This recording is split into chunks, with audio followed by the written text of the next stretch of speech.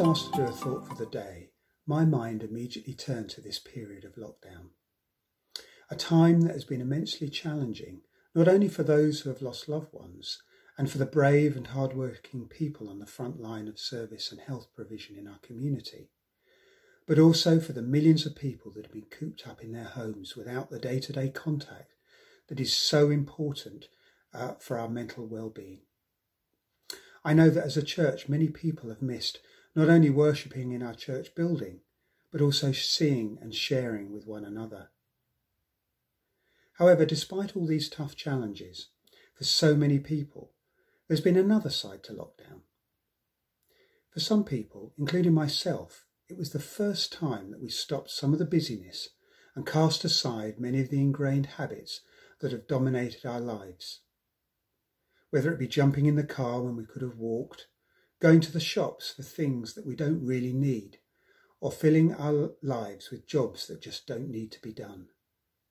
In short, we got used to being busy, and it was quite a shock to have more time on our hands.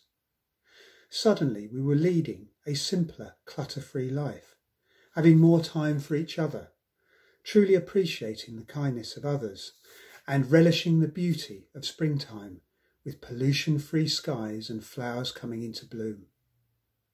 It reminded me of childhood, of living in the moment, being spontaneous and not thinking of tomorrow, and of having more time to appreciate the people and things around us, more time to see God in our surroundings and relationships, more time to commune with Him, more time to truly understand the breadth and depth of His love for us, a chance to build a deeper, more trusting relationship in the stillness, at a time when the external world around us was in turmoil. It reminded me of Psalm 46.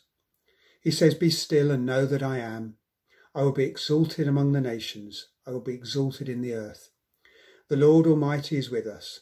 The God of Jacob is our fortress." Yet the message of stillness is not an easy one to comprehend. We're used to defining ourselves in terms of achievements and accomplishments. As human beings, we're more inclined than ever to strive to achieve results rather than enhance relationships. Our homes are full of activities from computer gaming to on-demand TV 24/7. Our workplaces can be a pressure cooker of demands and expectations, and even our church work can be an arena of busyness and responsibility. The problem is excessive activity draws us away from the time it takes to cultivate intimacy with God. We're often inclined to define our relationship with God in terms of doing things for Him rather than spending time with Him. Yet lockdown has given many of us who have not been on the front line an opportunity to do things differently and change some habits, to use the time and space that we've had to reduce our commitments, declutter our lives, and redress the balance between rest and work. I read recently that rest requires faith because it seems non-productive from the world's point of view. Since you cannot measure the product of time spent developing your relationships with God and people, it takes a risk to invest a significant amount of time in these ways. In the words of Joyce Huggett, in the stillness we can shed some of the pressures which would prevent us from receiving God's word in the innermost core of our being. We can focus away from the mundane and the everyday and onto God. Such stillness is to Bible reading what preparing the soil is to good farming, essential for fruitfulness.